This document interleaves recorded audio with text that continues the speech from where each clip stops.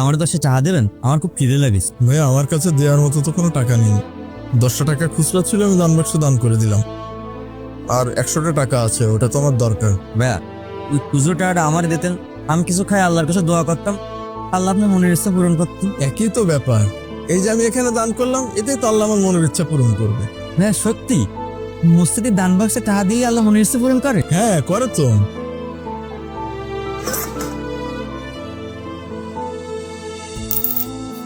ভাইয়া আমিও তো মসজিদের দান বাক্সে টাকা দিচ্ছি, আল্লাহ আমার মনের ইচ্ছা পূরণ করবে? হ্যাঁ করবে, কিন্তু তোমার মনের ইচ্ছাটা কি?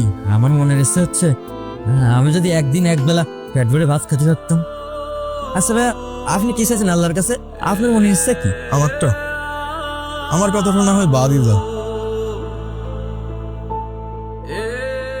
এই শোনো, জি ভাইয়া কোন? আজকে তোমার মনের ইচ্ছাটা পূরণ করবো। চলো আজ তোমাকে পেট ভরে ভাত খাওয়াবো। সত্যি করছেন? আমার পেট ভরে খাওয়াবেন? হ্যাঁ সত্যি বলছি। কিন্তু আপনি যে বলেন আমাদের যে টাকাটা রয়েছে পুরো আমার দরকার। ঠিক আছে, টাকাটা আমার দরকার, কিন্তু তোমার ইচ্ছাটা তো পূরণ করতে পারবো। চলো।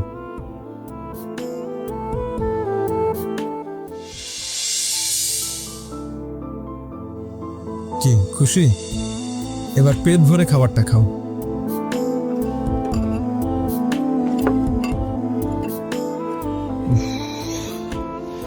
এবারও চাকরিটা হলো না। কিভাবে যে কি করব কিছুই বুঝতে পারছি না। এই মাসের মধ্যে যদি একটা চাকরির ব্যবস্থা না করতে পারি তাহলে কিভাবে কি। উফ, হে আল্লাহ, তুমি একটা ব্যবস্থা করে দাও। আচ্ছা ভাইয়া, আপনি তোমার খাওয়াচ্ছেন, আমার মনের ইচ্ছা পূরণ করতেছেন, কিন্তু আপনি চলেন না। আপনার মনের ইচ্ছা কি? আচ্ছা বাদ দাও, তুমি খাও। আচ্ছা। কি ব্যাপার মিস্টার জুয়েল, আমি আপনাকে কতদিন ধরে বলছি আমার নতুন ব্রাঞ্চের জন্য একজন ম্যানেজার প্রয়োজন। আপনি কি আমার কথা বুঝতে পারছেন নাকি আমি বুঝতে পারছি না? ম্যাম আমি তো চেষ্টা করছি, কিন্তু কোনো সার্কুলার না দিয়ে কিভাবে কাকে অ্যাপয়েন্ট করবো আমি তো কিছু বুঝতে পারছি না। বুঝতে পারছি না বললে তো আর হবে না। আপনি যেভাবেই হোক একজন ম্যানেজার অ্যাপয়েন্ট করবেন। তবে হ্যাঁ, একটা কথা মাথায় রাখবেন, সে যেন পরিশ্রমী এবং সৎ হয়। ওকে ম্যাম, ঠিক আছে। আরে সুব্রত, তুই এখানে? আরে সঞ্জনা, তুই এখানে? মানে এটাই তো রেস্টুরেন্ট?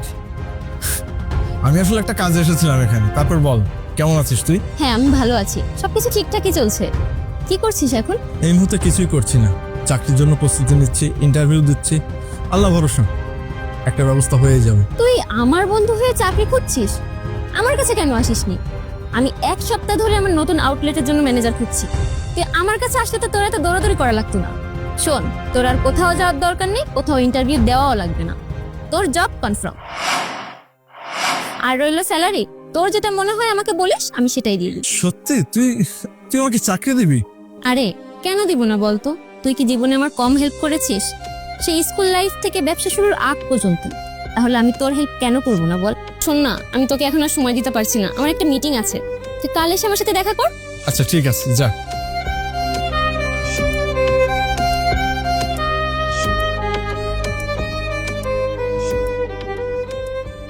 ভাইয়া আপনি তো আমার কলেন না আপনার মনের ইচ্ছা কি, কিন্তু আমি কলম বুঝতেই পারছি আপনার মনের ইচ্ছা কি।